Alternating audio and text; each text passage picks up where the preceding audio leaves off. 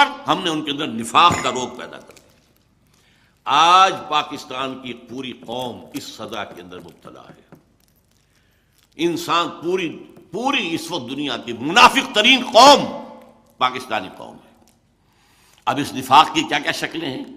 نفاق باہمی، اب وہ قوم کہیں نہیں ہے، ڈھونڈ اب اس کو چراغ رخ زیبا لے کر۔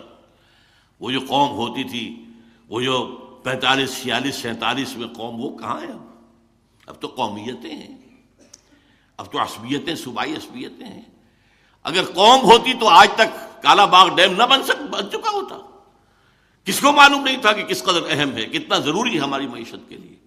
لیکن نہیں، سندھی کو گوارا نہیں ہے، کوئی پشتون کو گوارا نہیں ہے، ایک قوم ہم نہیں ہے۔ اب قومیتیں، عصبیتیں ہیں، نسلی ہیں، لسانی ہیں، مذہبی ہیں، تفرقہ مذہبی۔ نمبر 2، اخلاق کا زوال، جس نے کہ فرمایا حضور نے منافق کی 3 نشانیاں ہیں۔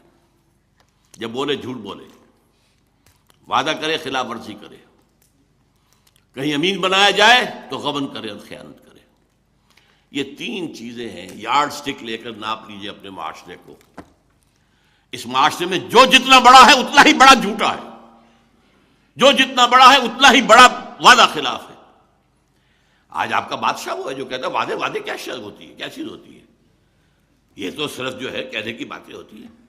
بادشاہ ہے آپ کا، اور میں اس کو برا نہیں کہتا، میں کہتا ہوں اعمالکم اموالکم، حدیث سنائی تھی آپ کو زید صاحب نے۔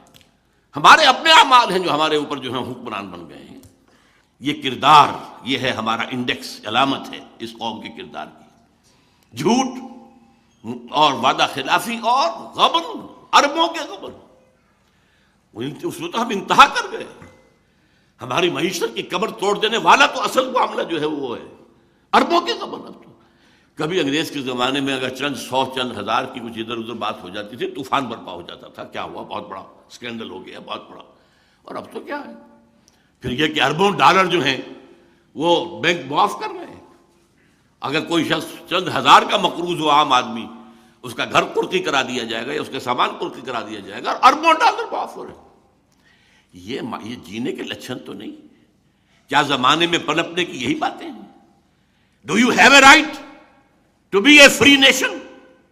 میرے نزدیک تو نہیں ہے۔ ہمارا جواز تو ختم ہو چکا ہے۔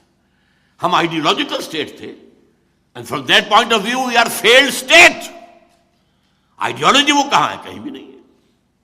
ہم تو کسی وطنیت کی بنیاد پر جو قائم نہیں ہوئے تھے، بلکہ وطنیت کی تو نفی کر کے پاکستان بنا تھا۔